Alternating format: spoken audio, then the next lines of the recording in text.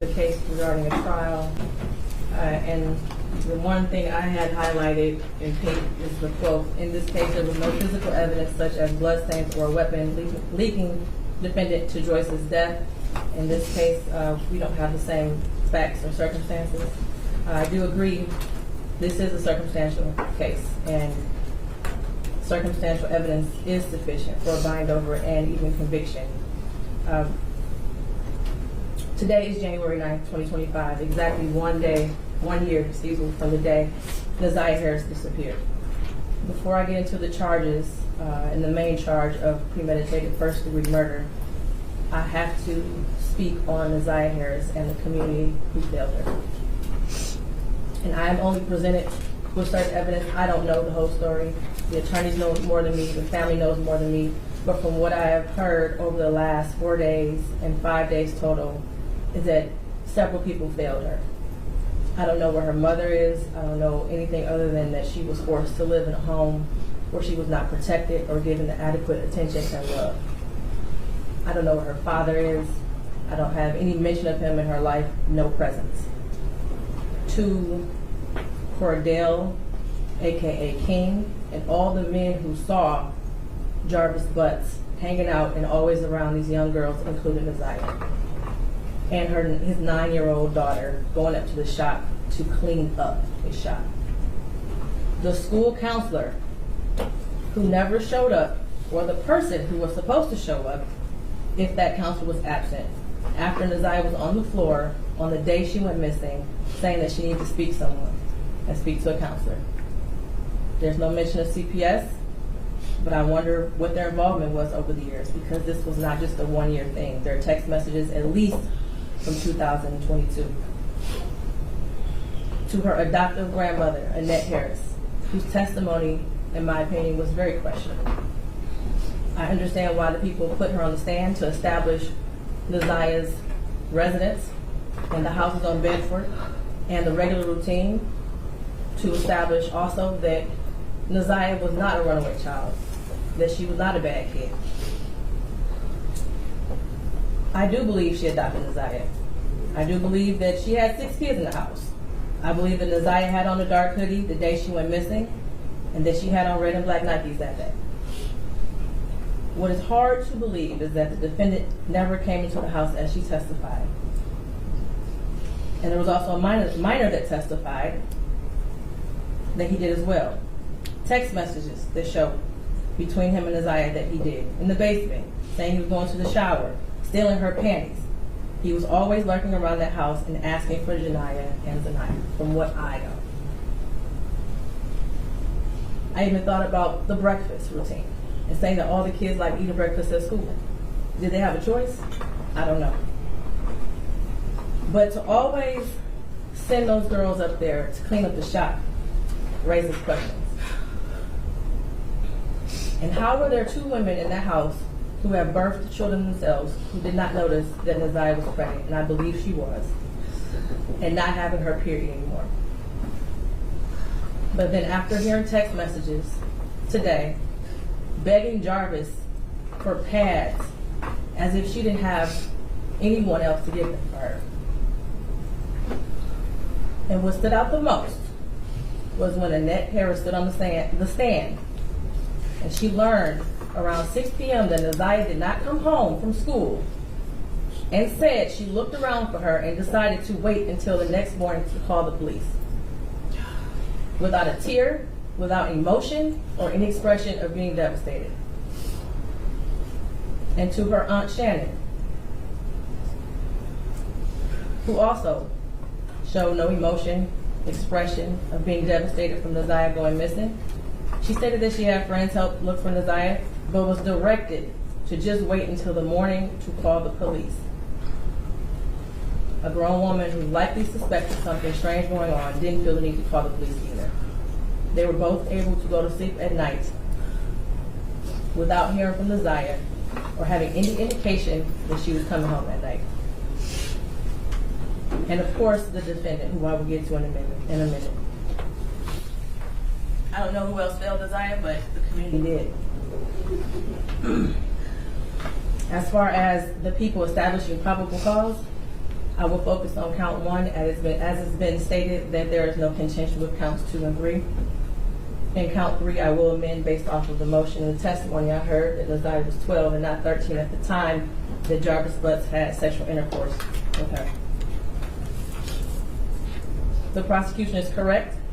You do not have to have a body to establish first-degree premeditated murder. It would have been a much shorter exam had her body been found, but this is where we are. In the last 365 days, no text messages. We all heard today and yesterday that she was very active and frequently texted. No social media for a year. We heard through testimony that she was also active on social media. No phone calls, which she was also able to do according to testimony. No physical sighting of her by anyone. She never came back to school. No one has seen her.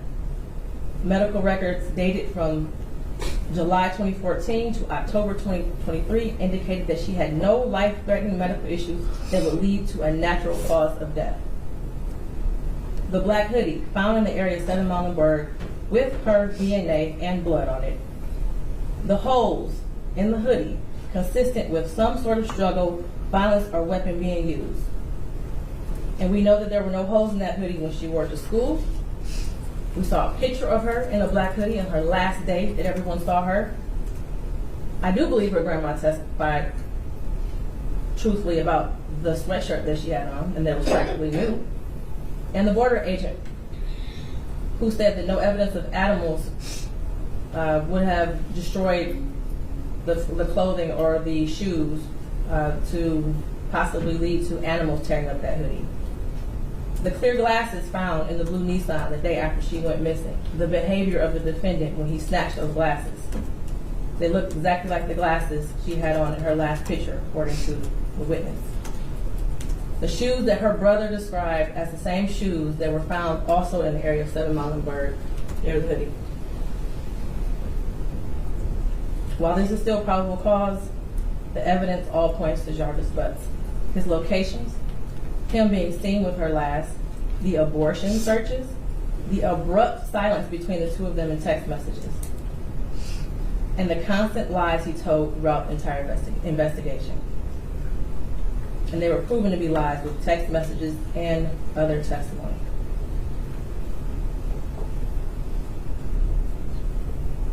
We may never know what happened, but from what I heard today and over the last 4 or 5 days, it appears he intended to perform what he thought was a do-it-yourself abortion on Naziah, and it went south, and instead of seeking medical attention for her, he intentionally killed her and tried his best to cover it up.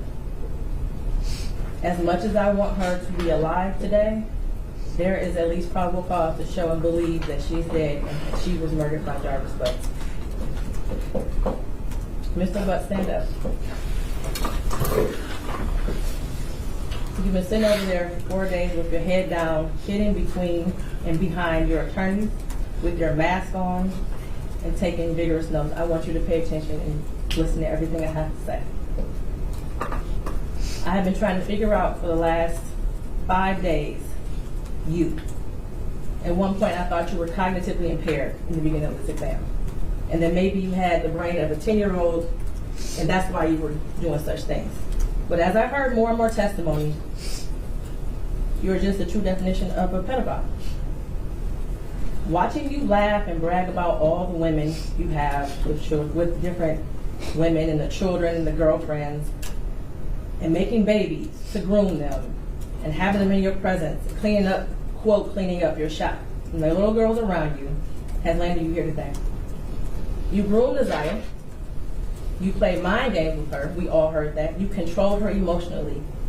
She was exposed to so much at such a young age. The text messages between you two were disgusting to hear. And to think that she had you saved in her phone as bae for life. Naziah deserves so much more. And while I mentioned other people that failed her, Jarvis Butts, you are the monster in this whole picture. She did deserve love from her parents and everyone who was in her life. She was ignored, she was neglected, and you took complete advantage of that. She wanted someone to love her, and she will never know what that feels like. Your children deserve more.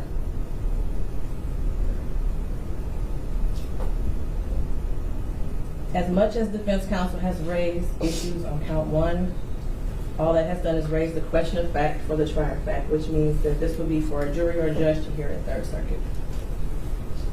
I pray for the healing of all the victims and the young girls and possibly boys who have come into contact with you. As a community, we should look at this case as a prime example of how much work we have to do when it comes to protecting our children and especially our Black girls. I pray for closure and healing for all those who have been traumatized by you. And for you, Jarvis Butts, I wish you a speedy trial and that justice be delivered. Your bind over date is January 16th at 9 o'clock a.m.